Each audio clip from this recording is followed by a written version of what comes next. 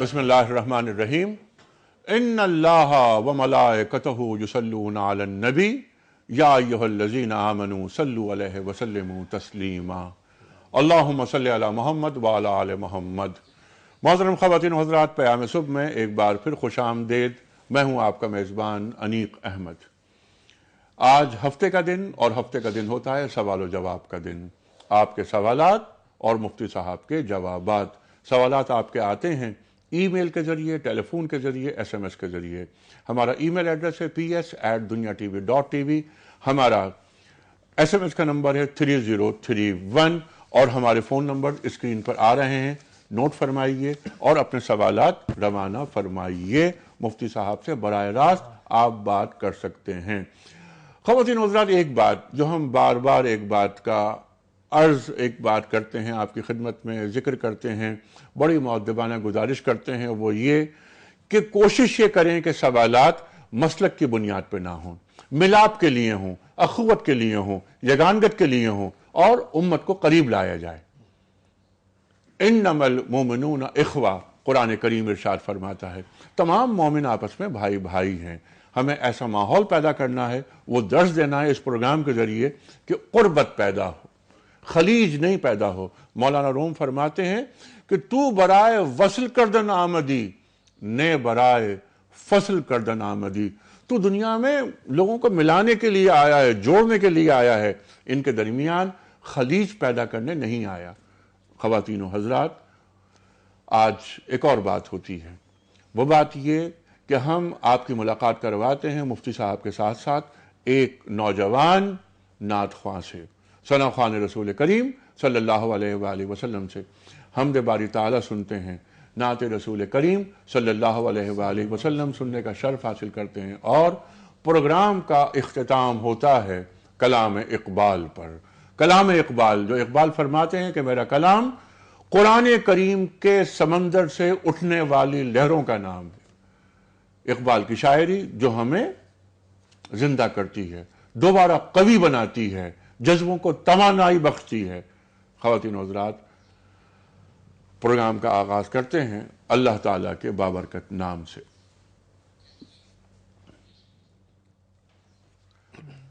اعوذ باللہ من الشیطان الرجیم۔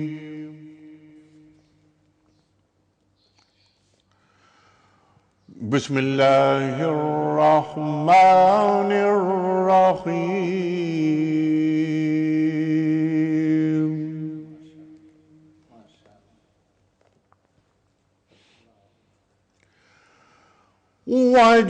وجاء من أقصى المدينة رجل يسعى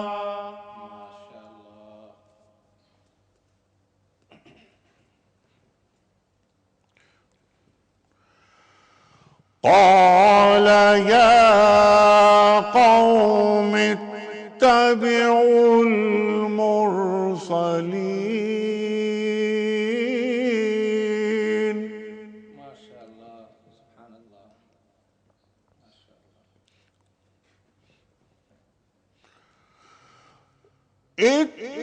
اتبعوا من لا يسألكم أجرا وهم مهتدون۔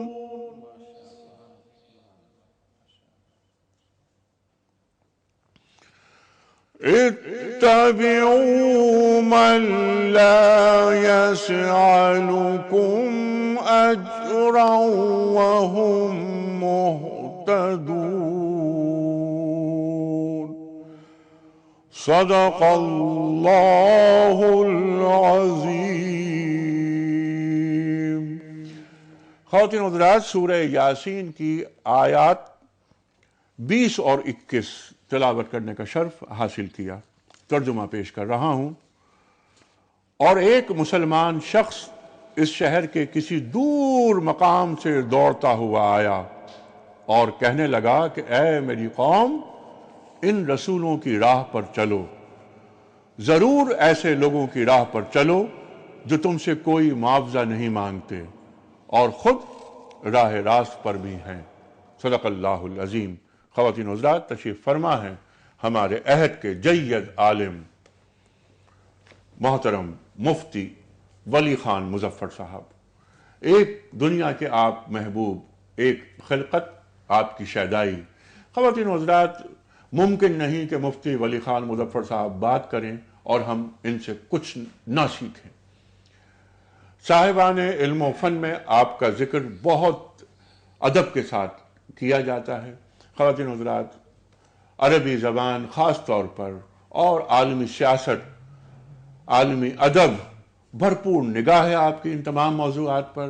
خواتین و حضرات، ان کے بارے میں ایک بات جو بہت مشہور ہے وہ یہ کہ آپ عربوں کو عربی سکھاتے ہیں۔ الحمدللہ الحمدللہ۔ آپ کے ساتھ تشریف فرما ہیں نوجوان ثناخوان رسول کریم صلی اللہ علیہ وآلہ وسلم محترم اسد ایوب صاحب۔ سب آپ سے واقف ہیں۔ پروگرام کا آغاز حمد باری تعالیٰ سے۔ اسد ایوب صاحب، حمد باری تعالیٰ۔ اللہ اللہ اللہ لا الہ الا ہوا اللہ اللہ اللہ لا الہ الا ہوا، تیرا جلوہ ہے ہر سو، لا الہ الا ہوا، تیرا جلوہ ہے ہر سو، لا الہ الا ہوا۔ تن میں تو ہے، من میں تو، دل کی ہر دھڑکن میں تو، تن میں تو ہے، من میں تو، دل کی ہر دھڑکن میں تو، گلزار و گلشن میں تو، لا الہ الا ہوا، اللہ اللہ اللہ، لا الہ الا ہوا۔ ہر دم تیرا ذکر کرے، ایک پل بھی غافل نہ رہے، ہر دم تیرا ذکر کرے، ایک پل بھی غافل نہ رہے، یاد تیری ہو میری خو، لا الہ الا ہوا، لا الہ الا ہوا، تیری عبادت کرتے رہے اور ریاضت کرتے رہے، اللہ تیری عبادت کرتے رہے اور ریاضت کرتے رہے، اپنے کرم سے کر دین کو، لا الہ الا ہوا، لا الہ الا ہوا، اللہ اللہ اللہ۔ سبحان اللہ سبحان اللہ، جزاک اللہ اسد ایوب۔ واہ واہ واہ واہ واہ۔ مفتی صاحب، آغاز کرتے ہیں۔ پہلا سوال رکھتا ہوں میں آپ کی خدمت میں، اہلا وسہلا، لیکن بتایا جا رہا ہے کہ کچھ کالز ہیں، جی بالکل، وہ لائن لگ گئی ہے کالز کی، میں چاہتا ہوں پہلے وہ کالز لے لوں۔ جی بالکل۔ السلام علیکم۔ وعلیکم السلام جناب میں کمل بات کر رہی ہوں کراچی سے. جی محترمہ کیا میرا سوال؟ سوال یہ ہے کہ مجھے تعلیم حاصل کرنے کا بہت شوق ہے. اچھا. لیکن میرے گھر والے مجھے اس بات کی پرمیشن نہیں دیتے ہیں. تو اچھا. اس سلسلے میں اسلام کیا کہتا ہے اور میں کس طرح اپنی تعلیم جاری رکھوں؟ اور دوسرا سوال میرا یہ ہے کہ جو لوگ چیٹنگ کر کے پاس ہو جاتے ہیں اور پھر اسی تعلیم کی بیس پہ انہیں جاب ملتی ہے تو اس جاب سے آنے والے پیسے جو ہیں وہ حلال ہیں یا حرام ہیں؟ اچھا، چیٹنگ کے ذریعے تعلیم حاصل کی، جاب لی، وہ جاب حلال ہے یا حرام؟ ٹھیک ہے، پہلے دو سوال آ گئے، میں چاہتا ہوں کہ پہلے اس کا جواب آپ سے لیتا ہوں. لڑکیاں تعلیم حاصل کرنا چاہیے، انہیں تعلیم ان کو دینا چاہیے. ہمارے پاس خاص طور پہ کچھ جگہوں پر کلچر کو دین سمجھ لیا گیا ہے. جی بالکل ایسا ہوا ہے. بالکل ایسا ہوا ہے. ایسا ہی ہوا ہے.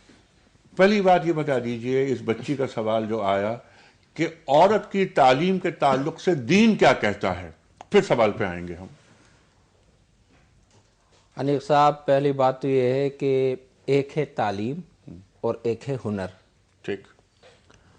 آج کل تعلیم اور ہنر دونوں اس طرح منسلک ہو گئی ہیں اور دونوں باہمی پیوستہ ہو گئی ہیں کہ ان دونوں کو الگ نہیں کیا جا سکتا. اچھا.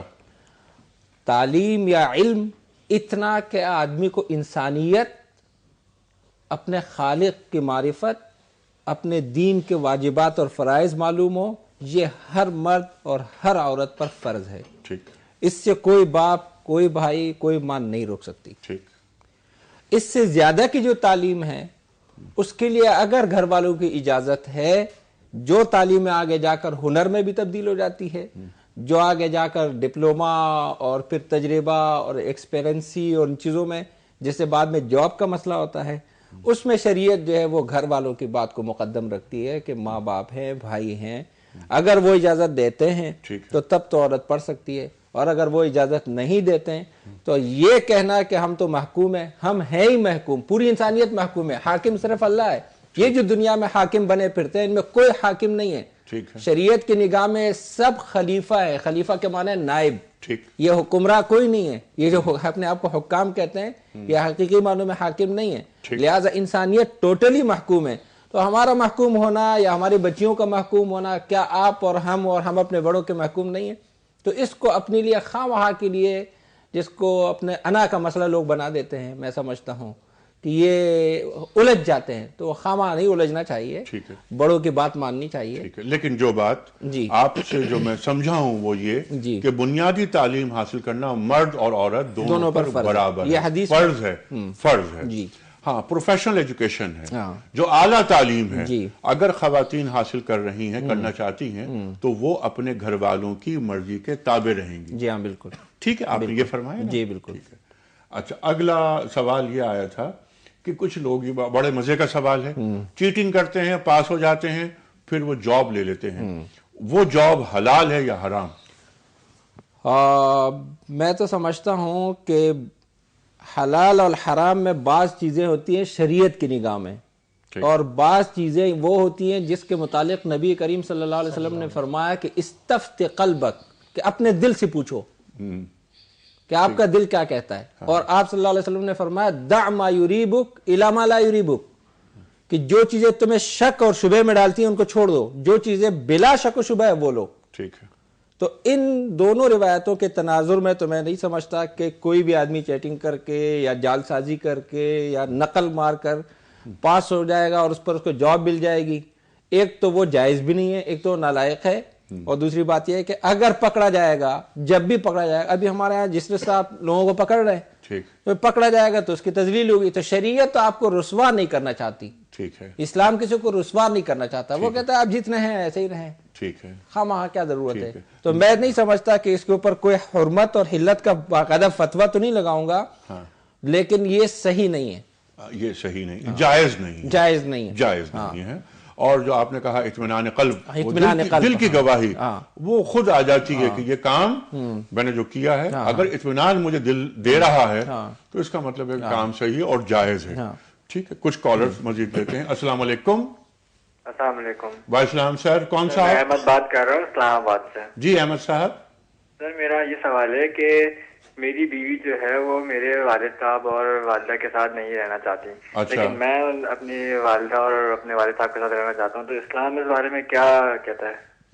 اچھا، آپ بیوی نہیں رہنا چاہتی آپ کے والد اور والدہ کے ساتھ، دین کیا کہتا ہے؟ یہ بات آپ بتا دیجئے ہمیں کہ دین کیا کہتا ہے. دین یہ کہتا ہے کہ اگر کوئی خاتون اپنے شوہر کے ساتھ رہنا چاہتی ہے لیکن ان کے والدین سے الگ، تو یہ شوہر کا فریضہ ہے کہ اس عورت کو نان، نفقہ، سکنا وہ الگ دے دیں. اچھا. لیکن اس الگ میں اس مرد پر یہ پابندی نہیں ہے کہ وہ اس بنگلے سے باہر ہو، وہ اس محلے سے بھی باہر ہو. الگ کا مطلب یہ ہے کہ اس کو الگ اتنا کمرہ دے دیں جس میں خلوت ممکن ہو. خلوت صحیحہ آپ جانتے ہیں کہ خلوت صحیحہ جس میں ممکن ہو، آزادی کے ساتھ میاں بیوی مل سکتے ہوں. اور اگر وہ خاتون الگ کچن میں کچھ بنانا یا اپنے بچوں یا ان کے ماں باپ آ جائیں وہ اس کمرے میں الگ بٹھائیں، ان کے ساتھ بیٹھے رہیں، تو اس طرح کا ماحول ان کو فراہم کرنا ضروری ہے، جس کو کہہ لیجئے کہ ایک پرامن ماحول. یا جیسے ہوٹلوں میں ہوتا ہے کہ آپ کا اپنا کمرہ ہے، اس کا اپنا کمرہ ہے، ہاں، تو اس طریقے سے ایک کمرہ ان کو دینا یا یہ تو ضروری ہے. اس کے علاوہ یہ کہ میں آپ کے باپ کے ساتھ نہیں رہنا چاہتی، تو ایسی صورت میں پھر یہ لڑکا کہے گا کہ میں بھی تمہارے ماں باپ سے نہیں ملنا چاہتا، تو اس سے رشتوں میں جوڑ نہیں ہوگا، توڑ ہوگا. تو یہ میں سمجھتا ہوں کہ اس کا تعلق شریعت کے بجائے اس کا معاشرت سے زیادہ تعلق ہے. تو یہ معاشرتی آداب، معاشرتی زندگی، ہمارا کلچر، ہماری ثقافت، پھر دنیا آج کل کلچروں میں بھی تصادم ہے نا، تہذیبوں کا، تو کوئی جدید سے متاثر ہے، کوئی قدیم سے متاثر ہے. تو اس کا تعلق زیادہ معاشرت سے ہے. معاشرت سے ہے. لیکن جو ہمارے معاشرتی اصول ہیں اس میں یہ کہ بیوی کے جو والدین ہیں یا شوہر کے والدین ہیں ان کی عزت و احترام ضروری ہے. یہ ہماری مشرقی تہذیب بتاتی ہے ہمیں.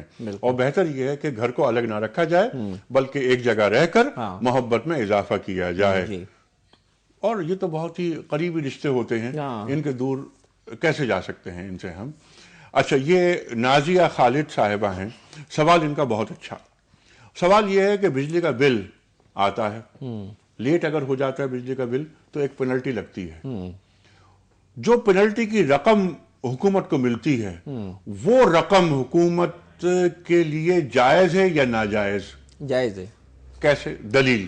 اس کی وجہ یہ ہے کہ یہ حکومت کا ایک نظم ہے، اس نظم میں خلل آپ ڈال رہے ہیں. اگر آپ بر وقت دے رہے ہیں تو آپ کو بھی سہولت، ان کی بھی سہولت. ٹھیک ہے. آپ اس خلل جب اس میں پیدا کر رہے ہیں، ان کے نظم کو نقصان پہنچا رہے ہیں، ان کے سسٹم کو نقصان پہنچا رہے ہیں. ٹھیک ہے.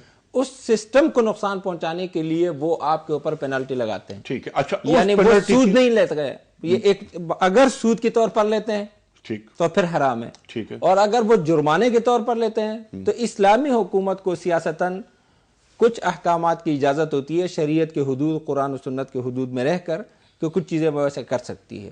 ٹھیک ہے. جیسے ایک بیگار پر لوگ گاڑیاں لیتے ہیں نا حکومت، یہ شریعت میں جائز ہے. اچھا. ہاں، عوام ہے بھئی، جنگ ہو رہی ہے، عوام کو پکڑ لے کے بھی چلو بھئی جنگ میں شریک ہو جاؤ. تو اس طرح یہ چیزیں ہوتی ہیں. ٹھیک نہیں، وہ تو کنڈیشنل ہوئی نا بات، روز تو جنگ نہیں ہوتی نا. نہیں. اب معاملہ یہ ہے کہ ایک فرض کیجئے کہ 50 کروڑ روپے یہ رقم جمع ہو گئی جو بجلی کا بل وقت پر ادا نہ کرنے کی صورت میں حکومت کے پاس آ گئی. جی. کیا یہ 50 کروڑ روپے حکومت کے پاس جائز ہیں، حلال ہیں؟ جائز ہے. جائز ہیں. اور حکومت جو چاہے جہاں چاہے خرچ کرے ان پر؟ نہیں، حکومت کو تو اپنی ثوابدید کو دیکھنا ہوتا ہے. اچھا. یہاں آگے ان کے خرچ کرنے کا تو پھر اس پر آئے گا کہ وہ حکمران امین ہے یا نہیں ہے، وہ ایک الگ صورتحال ہے. لیکن جواز کی بات صرف یہ ہے کہ آپ سسٹم میں خلل پیدا کر رہے ہیں. آپ کے اوپر یہ جو لگ رہا ہے یہ جرمانہ ہے، سود نہیں ہے. اچھا.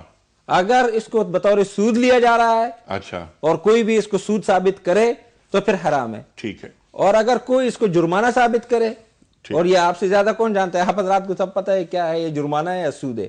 ٹھیک ہے. تو اگر یہ جرمانہ ہے تو جرمانہ حکومت بعض معاملات میں لگا سکتی ہے. بالکل ٹھیک ہے. اگلا سوال، یہ سوال آیا ہے ایک ٹیلر ماسٹر صاحب کا.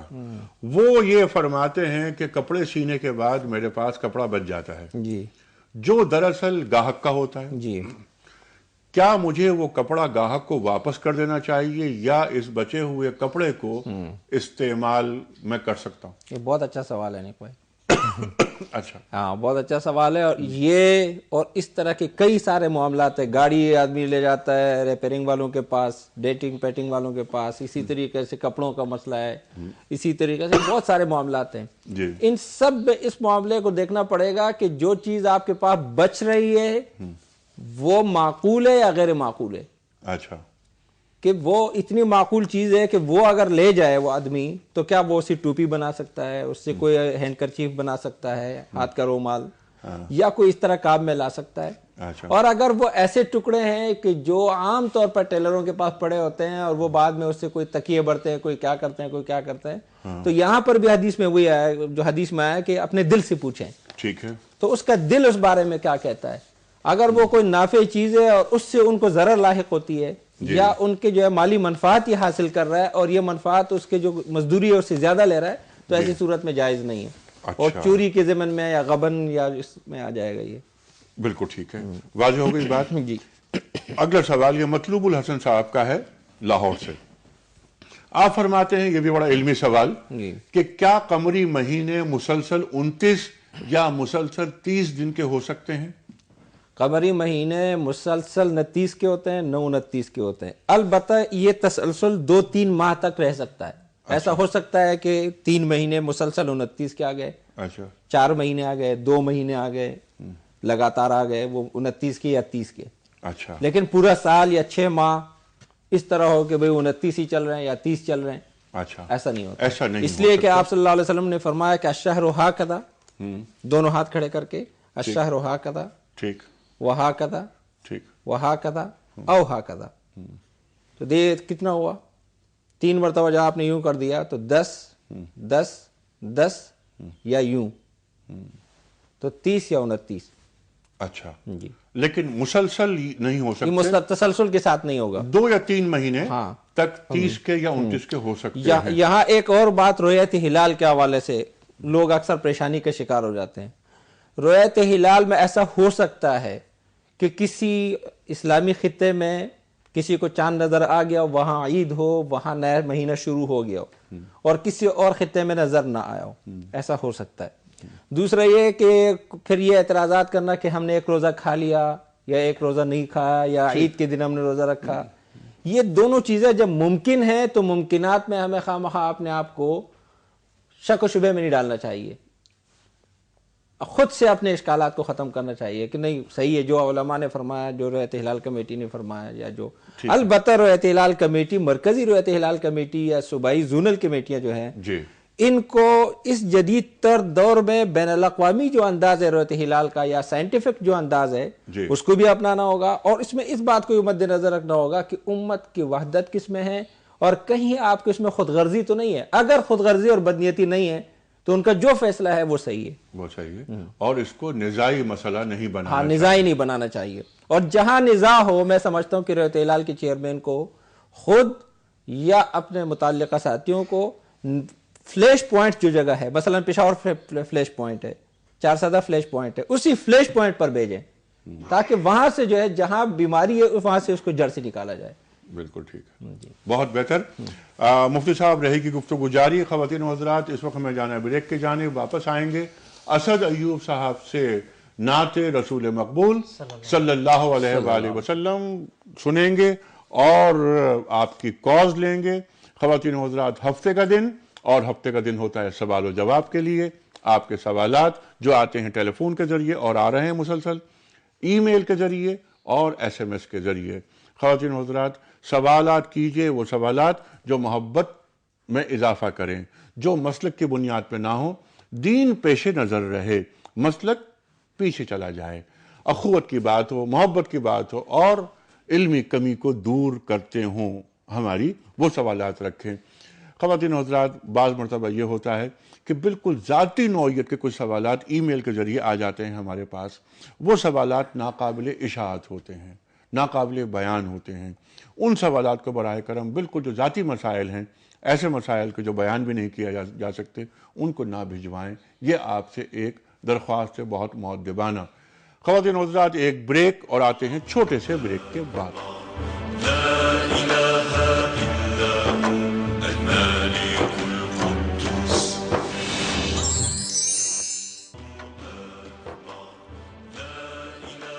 ویلکم بیک خواتین و حضرات. پیام صبح میں ایک بار پھر خوش آمدید.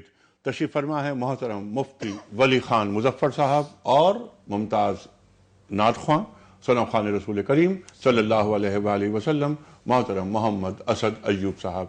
آج ہفتے کا دن، اور ہفتے کا دن سوال جواب کا دن. آپ کے سوالات، مفتی صاحب کے جوابات.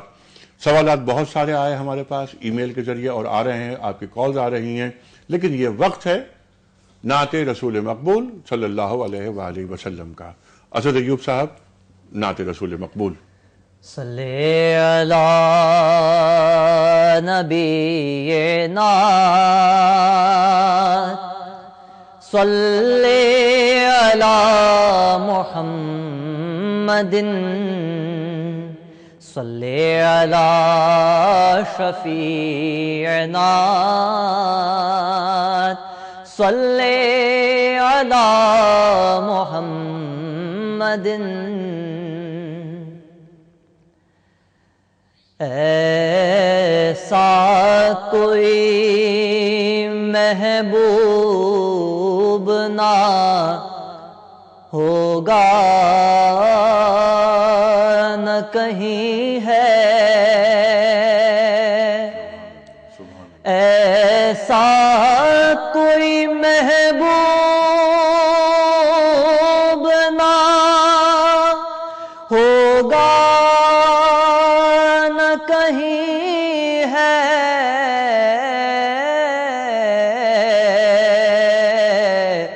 بیٹھا ہے چٹائی پہ مگر عرش نشیں ہے،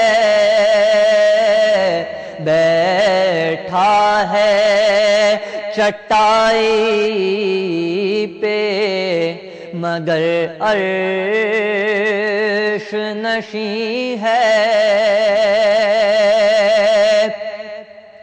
ہر ایک کو میسر کہاں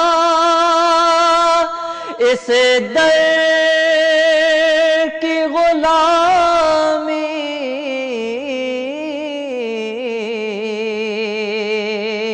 ہر ایک کو میسر کہاں اس در کی غلامی،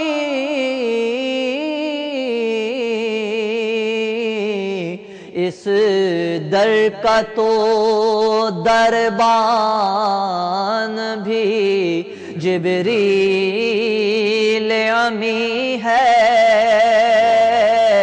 اس در کا تو دربان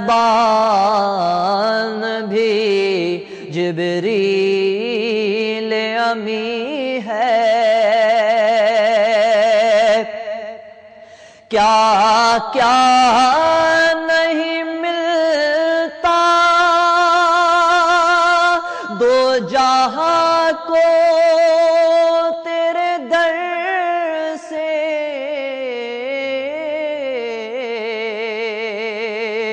کیا کیا نہیں ملتا دو جہاں کو تیرے در سے،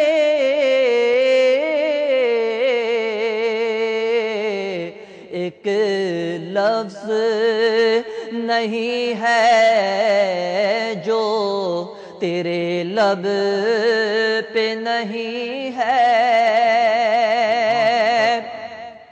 اے شاہ زمن اب تو زیارت کا شرف دے،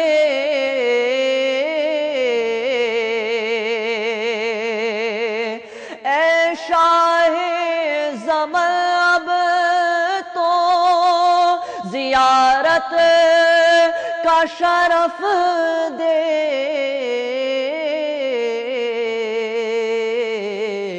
بے چین ہے آنکھیں میری، بیتاب جبیں ہے، بے چین ہے آنکھیں میری، بیتاب جبیں ہے،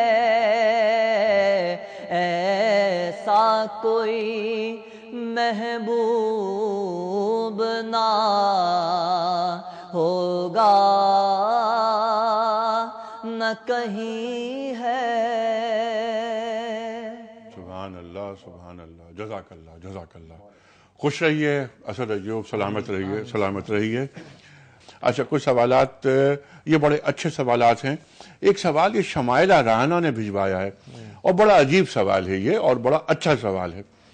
وہ کہتی ہیں کہ ٹیلی ویژن پر کرائم شوز آتے ہیں جی، جس میں پورا جرم بتایا جاتا ہے اور اس کو ڈراماٹائز کیا جاتا ہے، پہلے یہ نہیں ہوتا تھا۔ وہ کہتی ہیں کیا اس سے جرم کو عام نہیں کیا جا رہا اور اس کی اجازت دین دیتا ہے؟ اس کی اجازت دین نہیں دیتا۔ اچھا، اور فاحشہ یا جریمہ جس کی جمع جرائم اور فواحش آتی ہیں، ٹھیک، قرآن کریم میں ہے کہ جو لوگ زیغ و ضلال میں ہیں، گمراہ ہیں، وہ چاہتے ہیں کہ مومنوں میں یہ دونوں چیزیں عام ہو جائیں، ٹھیک یہ منتشر ہو جائیں۔ ٹھیک، اسی لیے انہی کا تذکرہ کرتے ہیں، چونکہ میڈیا میں بہت کم اس طرح کے چینلز ہیں یا اس طرح کے اخبارات ہیں یا اس طرح کے نیک لوگ ہیں جو معاشرت اور انسانیت کے فلاح و بہبود کے لیے کام کر رہے ہیں۔ کچھ اس طرح کے لوگ بھی ہیں جو بین الاقوامی انسانیت دشمن اداروں یا ایجنسیوں کے لیے کام کر رہے ہوتے ہیں، یا نادانستہ کہہ لیں کہ نادانستہ ان سے ایسے حرکتیں سرزد ہوتی ہیں، یا پیسوں کے پجاری بن کر اچھا، کہ وہ ہر وقت جرائم ہی دکھاتے رہتے ہیں، وہ ہر وقت فواحش ہی دکھاتے رہتے ہیں۔ اب پروگرام بھی اس طرح کے ہونے لگے ہیں کہ جس میں جرائم مستقل کے اتنے مرے یا پولیس نے یہ کیا، اور مستقل ایک گھنٹہ کے پروگرام ہوتے ہیں۔ اس میں جو چھوٹے بچے ہوتے ہیں یا جو جس کو کہتے ہیں نا یعنی نئی نسل، وہ نئی نسل بجائے یہ کہ ان سے یعنی عقل لے اور اپنے عقل کے ناخن لے، کچھ سمجھدار بن جائے، وہ اس سے وہ طریقے سیکھتے ہیں کہ یار یہ انہوں نے کیسے کیا تھا۔ یعنی سوسائٹی خراب ہوتی ہے۔ سوسائٹی خراب ہوتی ہے۔ اچھا، تو میں یہ سمجھتا ہوں کہ یا تو اس کا روک تھام ہو یا پھر اس کا کوئی ایسا قانون ہو کہ جس کے ذریعے سے ان چیزوں کو ایک محدود انداز میں رکھا جائے۔ اچھا، لیکن ایک بات یہاں پر سوال ذہن میں یہ آتا ہے کہ اس سے ایک اویئرنیس بھی تو کریٹ ہوتی ہے، ایک اویئرنیس آتی ہے نا، معلومات آتی ہیں کہ دیکھیں یہ کرائم بھی، یہ معاملات بھی سوسائٹی میں ہو رہے ہیں، تو ایک اس کے آگے بند باندھ لیا جائے۔ میں اگر لا علم رہوں، مجھے معلوم ہی نہیں، میں ٹی وی دیکھتا ہوں، ایک کرائم شو کے ذریعے مجھے معلوم ہوتا ہے کہ سوسائٹی میں جس میں رہتا ہوں، میں سانس لے رہا ہوں، اس میں یہ کام بھی ہو رہا ہے، تو مجھے میرے بچوں کو چیزیں معلوم ہو گئیں، تو بیک وقت ایک فائدہ بھی تو ہے ان شوز کا۔ میں تسلیم کرتا ہوں، لیکن قرآن و حدیث نے بھی دونوں باتیں سکھائی ہیں اور دونوں باتوں کی طرف توجہ دی ہے، لیکن ان کا قرآن اور حدیث کا جرائم یا غلط باتوں کے ذکر کے بعد ان کے انداز میں بھاری بھرکم الفاظ نہیں ہیں، ان کو ایشو بنانے کا نہیں ہے، اشارتاً قرآن وہاں سے گزرتا ہے۔ اور مومن کی تعریف یہ کی گئی ہے کہ وَإِذَا مَرُّوا بِاللَّغْوِ مَرُّوا كِرَامًا، کہ وہ شرافت سے گزرتے ہیں جہاں بھی اس طرح کی حرکتیں ہوتی ہیں۔ ہمارے ہاں چونکہ یا تو ان لوگوں کی تربیت نہیں ہوتی جو اس ڈرامے میں کام کر رہے ہوتے ہیں، یا یہ کہ اس ڈرامے کو وہ چاہتے ہیں کہ اس کا فیڈ بیک بہت اچھا ہے، تو فیڈ بیک کے لیے وہ اس میں اتنا اس رنگ بھر دیتے ہیں کہ وہی اچھا ہونے لگتا ہے۔ لوگ کہتے ہیں یار یہی ہونا چاہیے، ہمیں تو یہی کام کرنا چاہیے۔ کیسی اچھی بات آپ نے بتائی، اور آپ کے شاید علم میں یہ بات نہیں کیونکہ آپ کی فیلڈ نہیں ہے کہ ان کرائم شوز کی ریٹنگ بہت اچھی ہوتی ہے۔ اچھا دیکھیں، یہ عجیب بات ہے، ان کرائم شوز کی ریٹنگ بہت اچھی ہے، لوگ دیکھنا پسند کرتے ہیں، لیکن کہیں ایسا تو نہیں کہ لوگ جن چیزوں کو پسند کر رہے ہیں اس سے سوسائٹی میں بگاڑ پیدا ہو رہا ہو۔ بالکل، تو بگاڑ پیدا ہوتا ہے۔ آپ یہ فرماتے ہیں کہ ایسے کرائم شوز کی اجازت دین نہیں دیتا۔ ٹھیک ہے، بات کلیئر ہو گئی۔ کچھ سوال لیتے ہیں جو آیا ہے امریکہ، بلکہ یہ سوالات کئی لوگوں نے سوال ایک ہی بھیجا ہے، اور وہ سوال یہ ہے کہ ان کا امریکہ میں کاروبار ہے ان لوگوں کا، لیکن جو سوال اوپر رکھا ہے میں نے، سعدیہ صاحبہ ہیں، وہ یہ کہتی ہیں کہ ہمارا امریکہ میں ایک اسٹور ہے اس میں ہم نے باقی اشیاء کے ساتھ شراب بھی رکھی ہوئی ہے. کیا ایسی کمائی سے ہم حج پہ جا سکتے ہیں؟ اگر کسی بھی حوالے سے مال میں حرام چیز آ جائے، ٹھیک، وہ شراب ہے، خنزیر ہے، سود ہے، ٹھیک، تو پھر اس سے حج نہیں ہوتا ہے. اچھا. لیکن اگر وہ کچھ حصہ اس طریقے سے اس میں الگ کر دے کہ اس سے وہ حج کے لیے جائے تو پھر ممکن ہے. اچھا. لیکن یہ کیسے معلوم ہو؟ اس کے لیے جیسے لوگ ایک جیب خاص ہوتا ہے یا سائیڈ بزنس ہے یا کوئی ایسا طریقہ اپنا ہے کہ جس سے وہ یہ سمجھے کہ یہ کام جو میں کر رہا ہوں ہاں، یہ میں حلال کام کر رہا ہوں. ٹھیک ہے. ہاں. اور حرام جو ٹرانزیکشنز ہو رہی ہیں حرام کام کی، شراب وغیرہ بیچی جا رہی ہاں، ہے، بالکل. تو اس کا اکاؤنٹ الگ ہو. ہمارا ایک دوست ہے، اس کے میں آسان مثال دے رہا ہوں ان تمام سوال کرنے والوں کو. اچھا. وہ ایک مدرسے میں پڑھاتے تھے بڑے نیک. اب مدرسوں میں آتی ہیں زکاتیں، اور وہ زکات میں کام کرنے والے اس کے لیے جائز ہے، لیکن وہ اپنے والدین کے لیے جب بھی پیسے بیچتے تھے اس کے لیے وہ جا کر مارکیٹ میں مزدوری کر لیتے تھے. وہ پیسے مزدوری والے، اب تو وہ بالکل صاف ہے نا، ٹھیک ہے. مزدوری کر کے وہ مزدوری کے پیسے اپنے والدین کو دیتے تھے. ٹھیک ہے. وہ کہتے تھے یہ پیسے میں اپنے والدین کو دوں جن کی وجہ سے میں دنیا میں آیا ہوں، غلط پیسے نہیں دوں گا کبھی والدین کو. ٹھیک ہے. نہیں، اب میرا سوال، ہاں، میرا تو سوال اگر اس طریقے سے وہ کچھ کر سکتی ہیں، مثلا کاروبار میں کوئی مختلف چیزیں ہوتی ہیں نا. ہاں. نہیں، اب سوال یہ ہے کہ ایک وہ اشیاء بیچ رہی ہیں وہ جو کہ حلال ہیں، جی، اور شراب بھی ہے جو حرام ہے. آپ نے فرمایا کہ جو شراب ہے اور جو حرام چیزیں ہیں ان کو الگ رکھ دیا جائے، ان کا اکاؤنٹ الگ ہو، ٹرانزیکشنز الگ ہوں، حلال کی الگ ہو. میرا سوال یہ ہے کہ حرام ٹرانزیکشن ہی کیوں ہوں؟ اصل میں ان ملکوں میں ایک بیماری یہ ہے، جہاں تک میں گیا ہوں، آسٹریلیا، ساؤتھ افریقہ، مشرق و مغرب میں، وہاں اگر آپ ایسا نہیں کرتے ہیں تو وہ لوگ جو شراب مانگنے والے ہوتے ہیں وہ دکان پہ آ جاتے ہیں. اچھا. اور آپ کے پاس شراب نہیں ہے تو وہاں مار پیٹ بھی کرتے ہیں، وہ دھاوا بھی بولتے ہیں. تو آپ کو اپنے گاہک کے لیے سب چیزیں فراہم کرنی ہوں گی. یہ آپ کی مجبوری ہے. اچھا، مجبوری ہے. اور شریعت کا ایک حکم ہے کہ جن ممالک میں آپ ہیں ان ممالک میں ان کے قوانین کے پاسداری آپ کریں. ٹھیک ہے. جو ان کے قوانین کے پاسداری آپ کریں اور اس طرح کے معاملات میں آپ اپنے شریعت کو بھی مد نظر رکھیں. بالکل ٹھیک ہے. جی، بالکل ٹھیک ہے. اچھا، اب یہ ہے سوال، عام سوال ہے بہت، اور یہ گفتگو بہت ہوتی ہے اس سوال کے اوپر. یہ خاتون ہیں، وہ چاہتی ہیں ان کا نام نہیں بتایا جائے. وہ یہ فرماتی ہیں کہ کیا ایک مسلمان عورت اپنے شوہر کی اجازت کے بغیر قریبی رشتہ داروں میں یا مارکیٹ کی طرف اسے جانا ہو تو کیا جا سکتی ہو؟ نہیں جا سکتی. نہیں جا سکتی. ایک تو صورتحال یہ ہے، قریبی رشتہ داروں سے مراد یہ ہے کہ اس کا شوہر بدتمیز، بد اخلاق کہہ لیں، درست طبیعت کے کہہ لیں، جی، اور وہ ان کو ان کے والدین اور بھائیوں اور ان کے ضرورتوں کے وقت وہ بیمار ہیں یا کوئی مسئلہ ہے اس میں بھی ان کو اجازت نہیں دے رہے ہیں. اچھا. تو ایسی صورت میں تو پھر وہ ایک الگ مسئلہ بن جاتا ہے، اور اس کے لیے پھر عدالت بھی ہے، اس کے لیے پنچایت بھی ہے، محلے کے لوگ بھی ہیں، خاندان کے بھی ہیں. عام جس کو جو ہے نا وہ جنرل انداز میں لیا جائے گا، اس میں بیوی کو شوہر کی اجازت کے بغیر کہیں نکلنا نہیں چاہیے. اور شریعت کے ہر کام میں حکمت ہے. اس کی وجہ یہ ہے کہ شوہروں کو بعض مرتبہ جب بیویاں ایسی حرکتیں کرتی ہیں تو ان کو ان پر شک ہونے لگتا ہے، اور اس شک کے جو ہے نا وہ تھوڑی سی بات سے وہ موزم النار من مستصغر الشرر، یہ جو بڑی آگ لگتی ہے یہ ہمیشہ چنگاری سے لگتی ہے. تو چھوٹی سی چنگاری سے بڑی آگ لگ جاتی ہے، اس میں بعض مرتبہ طلاقوں پہ مسئلہ پہنچ جاتا ہے، کچھ اور ہو جاتا ہے، اور خدا نخواستہ نہ چاہتے ہوئے بھی ان کے ساتھ بار کوئی معاملہ ہوا تو وہ کہے گا میں نے تو آپ کو اجازت ہی نہیں دی تھی.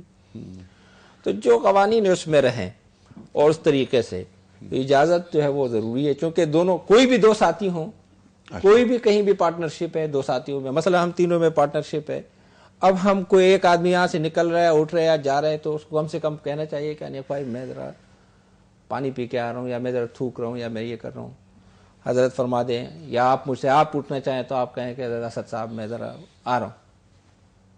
تو یہ تو کہیں بھی معاشرت کے اصول ہے نا، اور یہ دونوں تو وہ پارٹنر ہیں جن کو ساری زندگی ساتھ رہنا ہے. تو ان کو میں سمجھتا ہوں زیادہ ایک دوسرے کا خیال رکھنا چاہیے.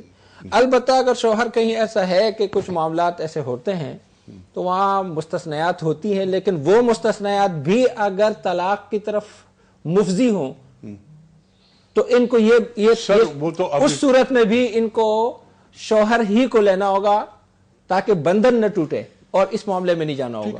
ایک چھوٹی چھوٹی باتوں پر ایک دم طلاق کا تو لفظ بھی بڑا ایک مکروہ لفظ ہے. مکروہ ہے. مارکیٹ جا رہی ہے ایک عورت شاپنگ کے لیے، یا اس کا اپنا کوئی بھائی ہے، والد ہیں، ان سے ملنے جا رہی ہے، کیا ضروری ہے کہ شوہر کو بتائے وہ؟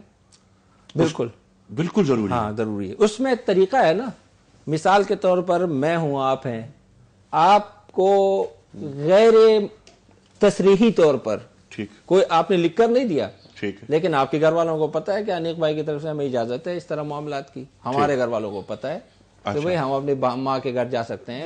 اعتماد کی فضا ہو، اعتماد کی فضا ہو تو کوئی رکاوٹ نہیں. خلاصہ آپ نے نکال دیا. ٹھیک ہے، تو پھر کوئی رکاوٹ نہیں ہو. مفتی صاحب آپ کا بہت شکریہ. خواتین و حضرات، پروگرام کا وقت یہاں پر ختم ہو رہا ہے، لیکن جانے سے قبل دو کام ہوں گے. ایک تو میں پیش کروں گا آپ کی خدمت میں قول، حکمت اور دانش سے پر قول، اور وہ قول ہے حضرت علی مرتضی کرم اللہ وجہہ کا، صاحب نہج البلاغہ، کلام الامام امام الکلام. آپ فرما رہے ہیں کہ زیادہ ہوشیاری دراصل بدگمانی ہے. اللہ اکبر، اللہ اکبر. زیادہ ہوشیاری دراصل بدگمانی ہے. خواتین و حضرات، کلام اقبال کے لیے میں گزارش کروں گا محترم اسد ایوب صاحب سے، اور کلام اقبال پر یہ پروگرام ختم ہوگا. انیق احمد کو اجازت. خدا حافظ. جب عشق سکھاتا ہے آداب خود آگاہی، جب عشق سکھاتا ہے آداب خود آگاہی، کھلتے ہیں غلاموں پر اسرار شہنشاہی، کھلتے ہیں غلاموں پر اسرار شہنشاہی. عطار ہو رومی ہو رازی ہو غزالی ہو، کچھ ہاتھ نہیں آتا بے آہ سحرگاہی، کچھ ہاتھ نہیں آتا بے آہ سحرگاہی. اور نومید نہ ہو اسے اے رہبر فرزانہ، نومید نہ ہو ان سے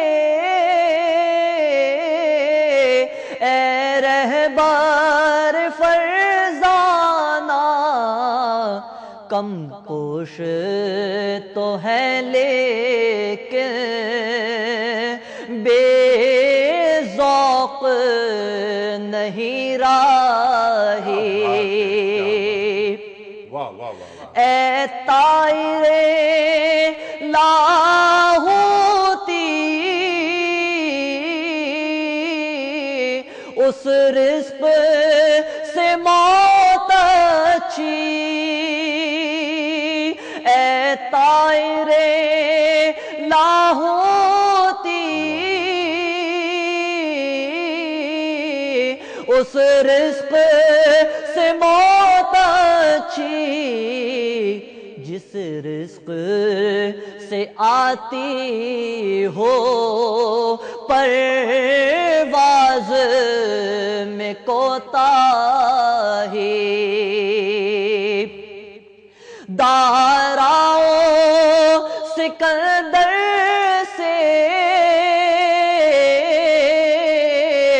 وہ مرد فقیر اولا ہو جس کی فقیری میں بوئے اسد اللہ ہو جس داراؤ سکندر سے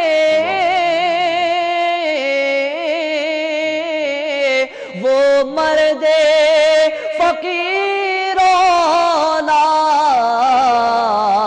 ہو جس کی فقیری میں بوئے اسد اللہ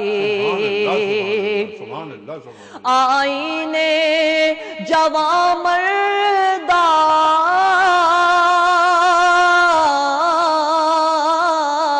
حق گوئی و بے باکی آئینے جواں مردہ حق گوئی و بے باکی اللہ کے شیروں کو آتی نہیں روباہی اللہ کے شیروں کو آتی نہیں روباہی جب عشق سکھاتا ہے آداب خود آگاہی خوش رہیے خوش رہیے خوش رہیے